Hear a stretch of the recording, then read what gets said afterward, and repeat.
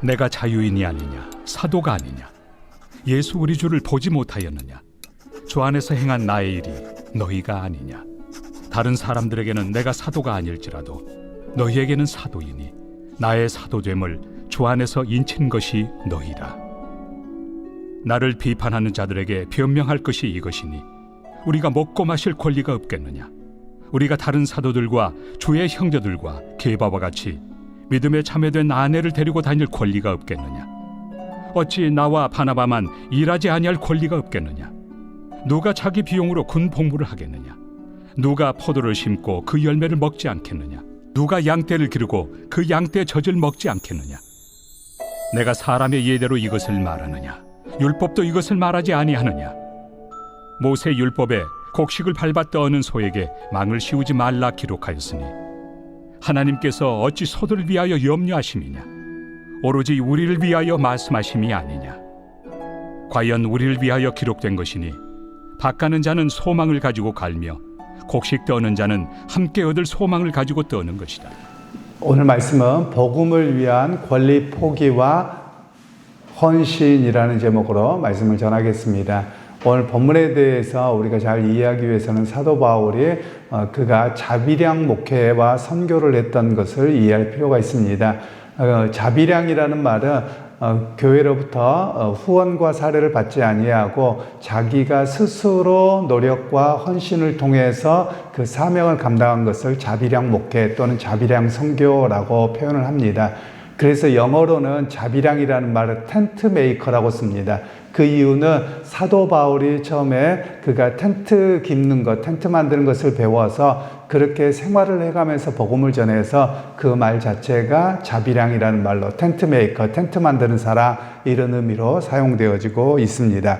오늘 사도 바울은 이야기하기를 내가 자유인이면서 사도임에도 불구하고 다른 사도들, 즉 주의 형제들과 같이 생활비를 받지 아니하고 내가 헌신하는데 내가 자격이 없어서 그러느냐? 결국 그렇지 않다라는 것을 이야기합니다.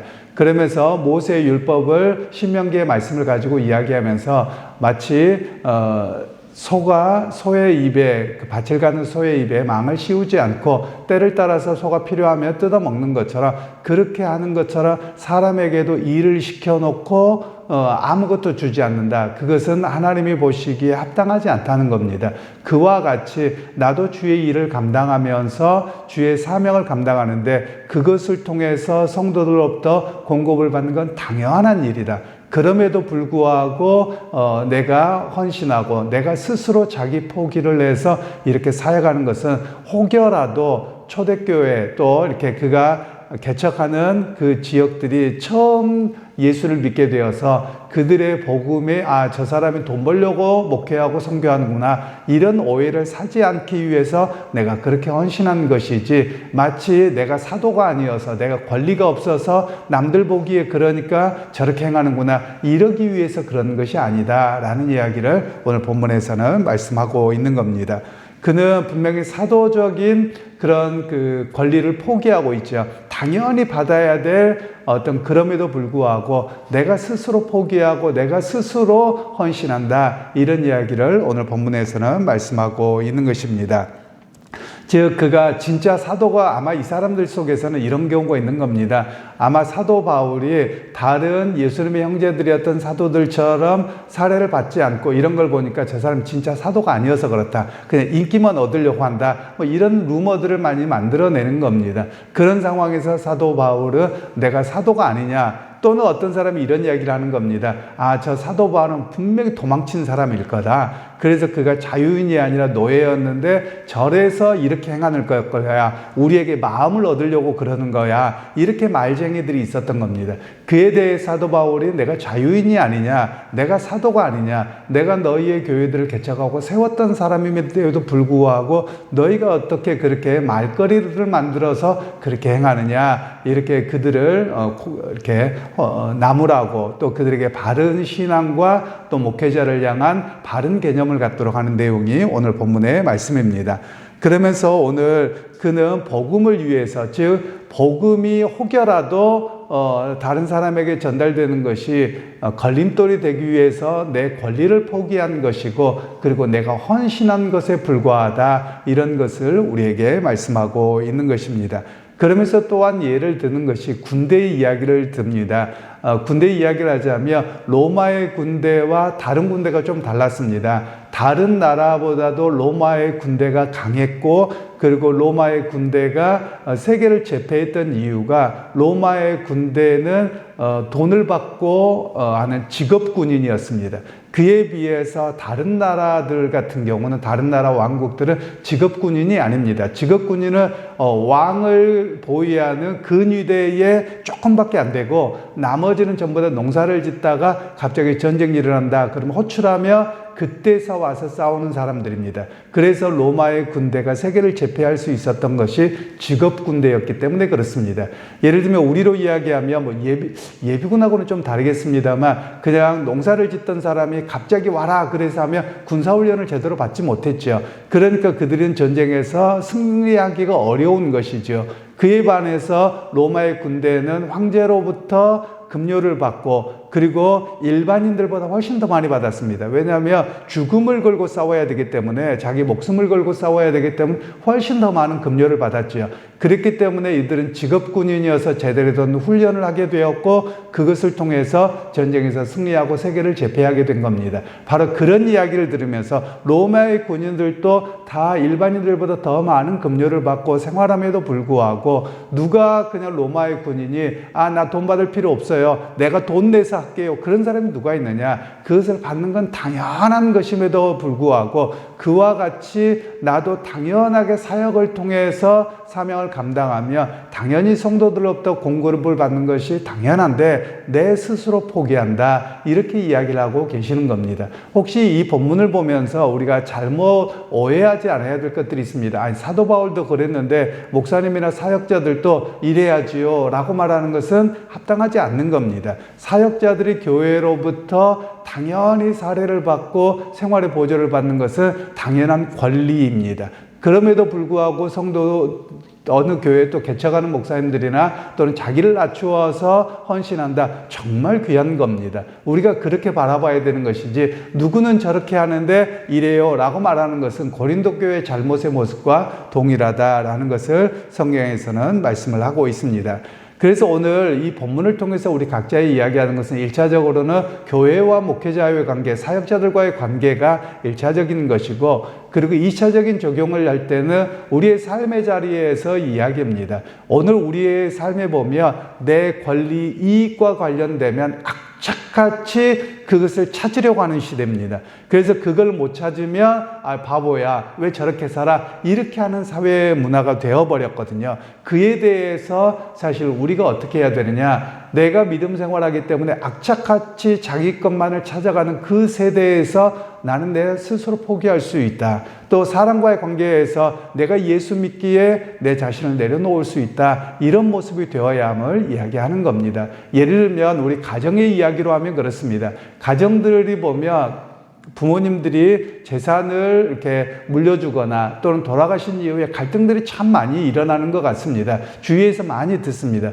왜 그렇습니까? 자식들이 당연한 권리로 인식을 하는 것 같아요. 그래서 제가 다른 사람들한테 그런 이야기를 합니다. 부모님이 재산을 증식하는데 당신이 도움을 준 게 있느냐? 없잖아요. 그냥 부모님께서 살다가 남은 것을 유산을 자녀들에게 주는 것이거든요. 부모님 마음대로 해도 되는 겁니다.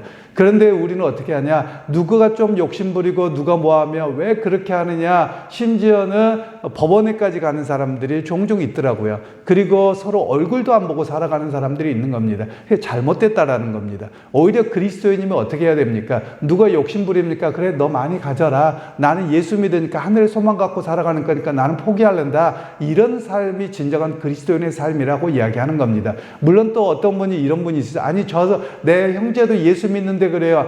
그 사람 믿음이 없는 거죠. 하늘의 소망을 갖고 사는 게 아니죠. 성경대로 사는 사람이 아닌 것이죠. 그러니까 오히려 그 사람들은 그래 너는 세상 걸 많이 가지고 살아라. 그거 포기하라는 거예요. 왜? 그냥 미워서가 아니라 나 예수 믿고 하늘의 소망을 갖고 살기 때문에 그걸 내려놓을 줄 알아야 된다. 이런 이야기를 오늘 우리에게 적용하고 계시는 겁니다. 교회 안에서도 마찬가지고 세상에서도 마찬가지입니다. 세상에서도 권리와 이익을 찾아서 어떻게든지 하려고 하는 그런 사회가 되어버렸습니다. 그런 측면에서 교회와 성도는 어떤 삶이어야 되느냐? 내 이익과 권리를 찾아먹기 위해서 온갖 것을 하는 것보다도 오히려 내가 예수 믿기에 손을 내려놓을 줄 아는 이런 모습이 되어야 되는 것으로 성경은 말씀하고 계시는 겁니다. 이것이 바로 그리스도인으로서의 자기 포기와 헌신이라고 이야기를 할 수 있는 겁니다. 그래서 여러분 오늘 우리의 삶에서도 마찬가지입니다. 간단하게 이야기하면 또 이런 것일 수도 있습니다. 운전하다가도 마찬가지입니다. 내가 가는 길입니다. 근데 이 차가 이렇게 불법까지는 아니더라도 또 불법이라고도 하십시다. 그냥 끼어들려고 한다고 하면 우리는 어떻게 합니까? 어떻게든지 안 끼어들려고 그냥 더 가서 끝까지 싸우고 이렇게 합니다. 그런 거 하지 말라는 거예요. 저 사람 내 차 보고 예수 믿는지 안 믿는지 모를 거예요. 그럼에도 불구하고 좀 끼어들려고 하면 그냥 양보하라는 거예요.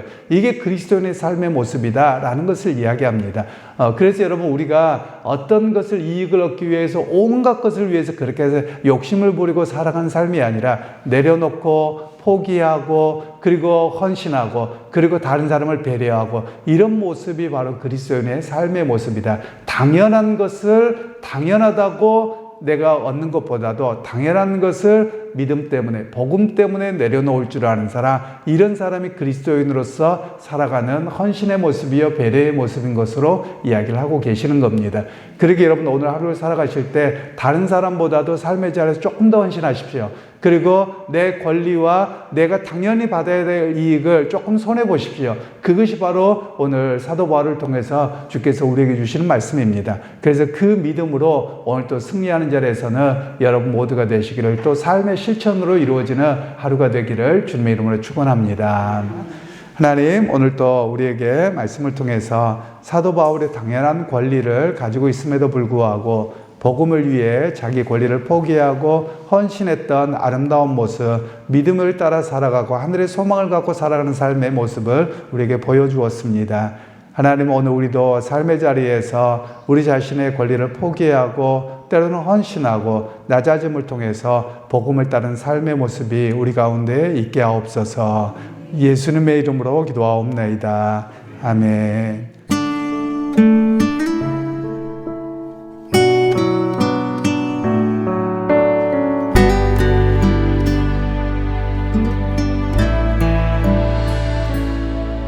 내가 주인 삼은 모든 것 내려놓고 내 주 되신 주 앞에 나가 내가 사랑했던 모든 것 내려놓고 주님만 사랑해. 내가 주인 삼은 모든 것 내려놓고 내 주 되신 주 앞에 나가 내가 사랑했던 모든 것 내려놓고 주님만 사랑해. 주 사랑 거친 풍랑에도 깊은 바다처럼 나를 잠잠케 해. 주 사랑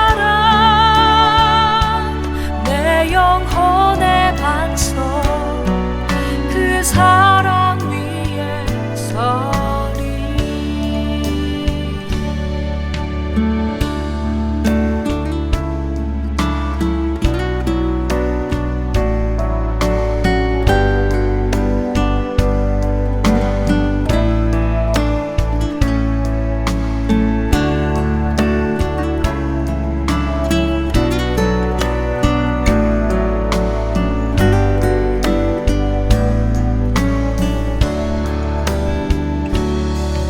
내가 주인 삼은 모든 것 내려놓고 내 주 되신 주 앞에 나가 내가 사랑했던 모든 것 내려놓고 주님만 사랑해.